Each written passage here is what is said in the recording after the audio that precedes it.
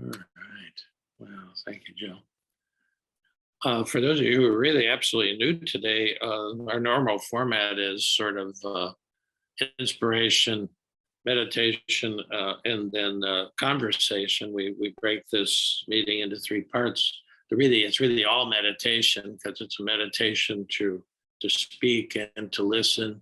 But we'll go into formal meditation or contemplation in the middle part, and then at the end part, continue the contemplation. But then people from the community can join in. They can unmute and speak.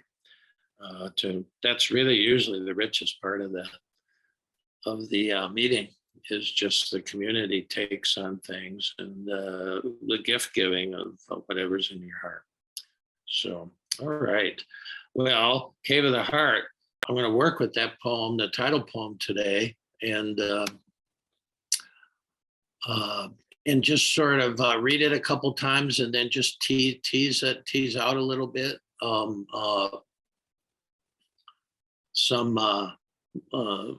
If there's some central things in here, it's why it was the title poem. This image of the cave of the heart, the image of caves.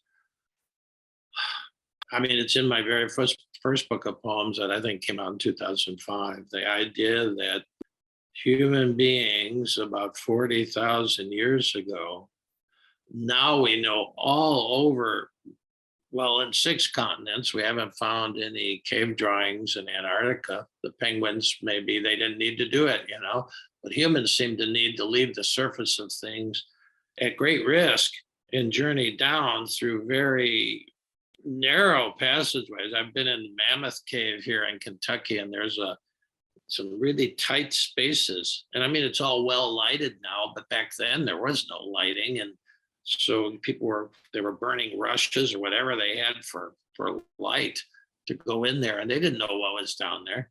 They were true explorers. Well, it's sort of the way it is in the spiritual journey. You have to go deep and into the dark if you're wanting to explore.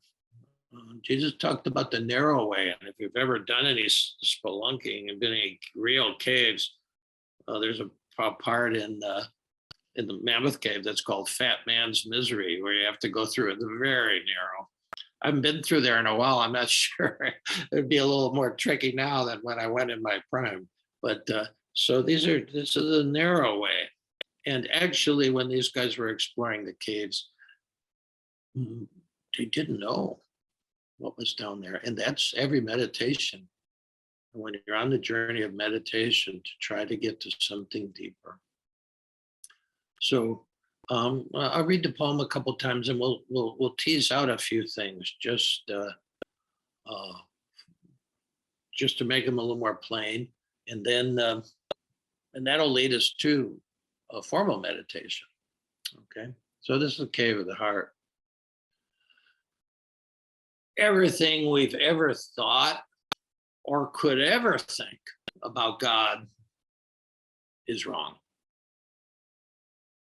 Nothing we could ever say or write about the Spirit would be as true as breathing in and out just once in simple gratitude. We can let go of the insanity of trying to fit the great mystery into a tiny worldview we had to fashion as children, that always had to have an I in the very center of it. We can say yes to the grace that knows full well that our coins are counterfeit, but accepts them anyway. We can say yes to the mystery of a love supreme that is simply abiding in the silence and eternally dwelling in the cave of the heart. Let's go back through this a little bit, and tease out of some things, give you another listen. Everything we've ever thought or could ever think about God is wrong, just by the nature of it. Paul Tillich used to start his Theology 101 class with that statement. He'd come in, great man, throw his books down, and he'd said, everything you've ever thought or could ever think about God is wrong. You know, what a good way to start out Theology 101. It's true because, you know, there's thought, which is great. It can do a lot of things, but it has its limits. And whatever you want to call all this, even your own awareness, you know, when you're meditating and you're aware that you're thinking, and then, you know, maybe you just let go of the thought, because thinking can't get you there. Thinking cannot take you to where you want to go. Everything we've ever thought or could ever think about God is wrong in that sense. It just can't fit.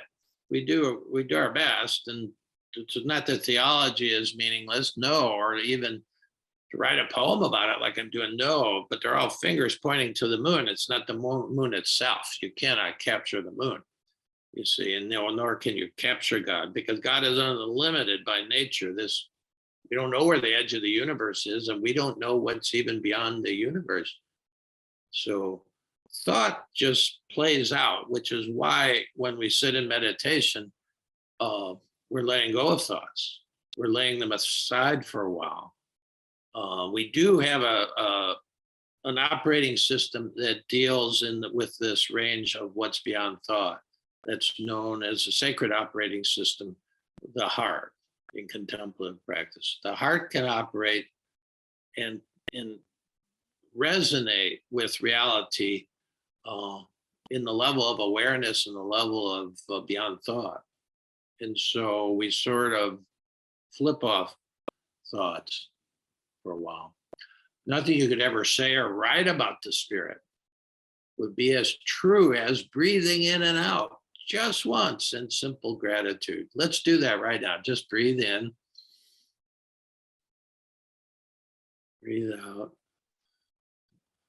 in simple gratitude. I mean, we're coming out of the 2 years since George Floyd said, I don't know how many times, I can't breathe. We're coming out of this time where people we know, people we loved, I think of Sister Elaine, at some point, they couldn't breathe. The COVID thing was all about, at least the first round was all about the breathing, and still is. It attacks the lungs. How grateful to be able to draw breath. And maybe, when we're talking about the spirit, this is inspiration.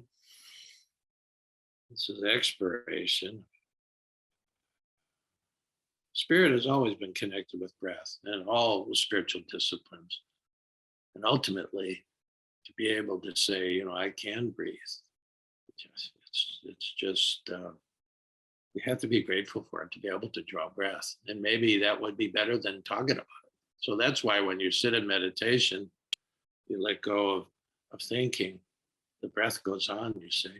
Breath is the closest we can come to the image of the spirit that inspires all this. Maybe we can let go of the insanity of trying to fit the great mystery into a tiny worldview, which we had to fashion as children. And it always had to have I at the very center of it, because our first worldview was a survival worldview, and that was as it should be. We were these tiny beings who didn't know anything about, all of a sudden we're in the big world, much bigger than our mother's tummy. And we had to figure out how to survive here. So we have this survival operating system, which it still runs, when you're 72, if I didn't survive, we wouldn't be talking here. So it's a good thing. When things are truly fearful, you move away from them. You take action to preserve this. Okay, that's fine. But our whole worldview came from that idea of a survival operating system. And when if you're still in there, if that still rules you at age 72, does, well, then your worldview is this is sort of a hostile place. And you're at the center of it. Merton often liked to quote one of the early church fathers when he said that this real reality that we're trying, this great mystery, the center is everywhere and the circumference is nowhere. It's a great image. And that's totally different. That's how you live in the sacred operating system. The survival operating system, there's always the I in the center of it, the self-center, self-center. We come to some sense of self-awareness probably by the age of 12 or 13. I taught junior high for 20 years. And there were some boys there, I gotta say, not too many girls, but there were some boys there who still had no self-awareness. It came a little bit late, comes a little later for the male of the species in general. But normally around that time, they started to get self-conscious, you see. If you can remember the hell of junior high, it was mostly had to do with self-consciousness, me and them. How do I match up? And all those games that get played there. It was kind of a wild place to hang out for 20 years. I really enjoyed it, really. But, there's a lot of adults still playing that game.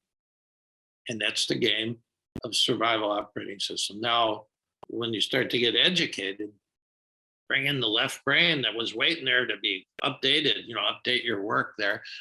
Then you can actually use logic, reason. You can think about things. You can think, well, maybe I'm not the center of the universe. Maybe I don't need to keep comparing me to everybody else. Maybe I don't have to compare to me. Maybe this isn't a race. You can start to have these kind of thoughts, which are sort of liberating. Okay. But then, so that strategic operating system of logic in the left brain, that's helpful because it's sort of, you start to question, man, maybe I'm not the most important person in the world. Maybe there's this thing called God or the spirit, or maybe the universe is bigger than my little plan for happiness, which is good. You can get that. And that's where, discourse and words and thoughts. Somebody can rock your world. You read a book, it rocks your world. You say, oh, that was my education. Notre Dame was reading the great books, and so many of those books rocked my little world and made it bigger just because reading Brothers Karamazov just rocked my world. Books like that, reading James Joyce. It's a different, bigger world. So that's good. That's, that can come. But then the sacred operating system of the heart, that's, if that's not why you're here, you're probably in the wrong place.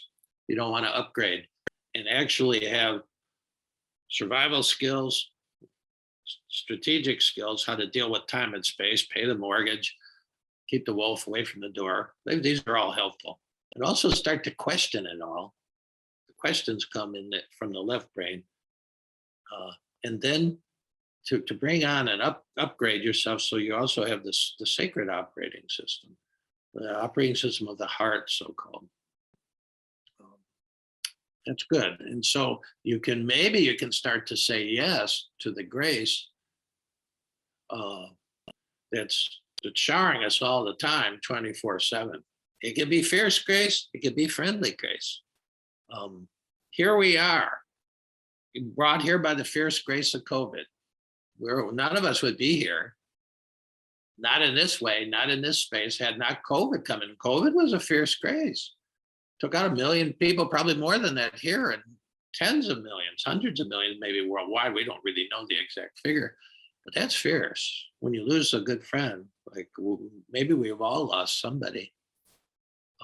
That's a fierce grace. And here we are in this space because of that. So we can't say yes to the grace that knows full well that our coins are counterfeit, but accepts them anyway. We're all sort of, until you actually get some cave exploration, until you start really trying to go deep and towards the center of your heart, we're all sort of playing a role. We're all sort of faking it, you know, that feeling like, gee, if people ever really got to know me, the real me, they probably wouldn't like me at all, you know. And so we spend a lot of energy on image maintenance, in that middle part, when from junior high on with the strategic operating system. It's part of the drawback of that operating system is it's always comparing you to somewhere else. There's always a tape measure. There's always a comparison.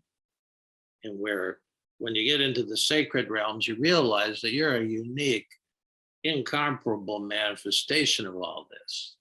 We've been talking about that. We're talking about how what it means to live in God is to realize, it's like the wave in the ocean. The wave is all ocean all the time. The wave is not the ocean, because you'd be a megalomaniac wave or a narcissistic wave to think you were the ocean. But the fact that you're all ocean all the time, no matter whether you're just starting to rise, whether you're cresting, or whether you're starting to lose your form as you approach the shore at some point, all ocean all the time, even when you disappear, never not ocean. Merton used to say, if we were ever separated from God for even a nanosecond, we would just, but that can't happen when you realize that we are a manifestation, just like waves are a manifestation of the ocean, just like a wave doesn't have its own energy. If you think you're going to go through this life on your own ego energy, you'll hit the wall at some point. You'll end up in a 12-step program if you're lucky. You'll end up at a Zendo, or you'll end up just on your knees somewhere, because ego doesn't have enough energy to go through what life throws at you. So there's fierce grace, but there's also friendly grace. There's that grace of just when things break right, when out of the blue somebody calls or something happens, or you get the job, or your wife forgives you. This is grace. This is grace. And it knows full well that our coins are counterfeit, but accepts them anyway. You don't have to be perfect, you see. It's all right to be faking it until you're waking it, until you wake up to that, your authentic self. And then finally, we can say yes to the mystery of a love supreme that is simply abiding in the silence and eternally dwelling and waiting for us in what I call the cave of the heart. Caves are very interesting because they are dark, but also because we survived in caves in the northern hemisphere anyway during the Ice Age. I'm in a cave now. The retreat house here is built into the earth, you see, and it's always about 56 degrees, surrounded by it, and so that's how we survive. Many humans survived during the Ice Age. So there's a refuge in caves. There's a darkness in caves. I don't know about you, but Jesus said to be in the world, but not of it. That was the deal. Well, this world is often too much, isn't it? You need to take refuge sometime in some place safe. The Dalai Lama once said to Bob Thurman's biggest surprise, he heard the Dalai Lama talking. He says, well, every once in a while, I'm so wounded. I feel like I want to be a dog and just curl up in the corner of some dark place and just be there for a while so I could heal. Animals tend to do that, by the way. They're more intelligent than we are. When they're really wounded, they get still and they sort of curl up. If you've ever seen a wounded animal do that, and then they rest. And it would surprise Thurman that the Dalai Lama even has those kinds of moments where life's too much. Okay. And then the flip side is true at the same time. Sometimes life is too little. You've been looking and looking and looking for what you want. It ain't this. It's not this. It's not this. Yeah, I got what I wanted. It ain't it. And so on the surface of things, life is often both too much and too little at the same time. Where's the payoff? What are we really looking for? You got to go deeper. You got to go into the dark. Now, there's something in us, and it has survival value, that when things get dark, it's dangerous. That's when predators were around. And so there is a kind of reticence to go into the dark. And I don't just mean shut your eyes, which a lot of times in contemplation or meditation, you'll shut your eyes. It's not just that kind of physical darkness, because when you shut your eyes here in a minute, if you do, Buddhists can keep their eyes open a little bit. That's their training if you're doing Buddhist meditation. But most people, will shut their eyes to diminish any kind of distractions out here. And then that's one kind of darkness. But then if you let go of your thinking, you just lay thoughts aside. Oh man, that's another kind of darkness. Darkness in the sense of, well, we're going to go the way that we don't know, that you can't know. John of the Cross, I'm reading currently, it's remarkable reading them at this time of my life. But he says to go to the place you don't know, you have to go by the way you don't know. In other words, the mind can't take you there. If it could have, you've been there already. Everybody's looking for that. Yeah. And the world just doesn't quite match up. It's too much and too little at the same time. Yeah, sometimes it's just too much. That's what dominates. And then sometimes it's too little, but it's both, because you can't find it on the surface of things. That's why these guys went into caves 40,000 years ago.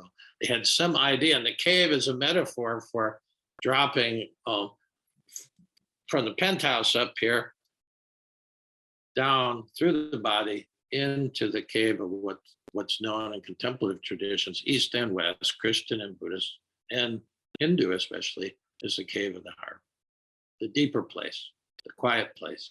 So that's where we're going. So I think that's enough talk. We can get ourselves into meditation mode.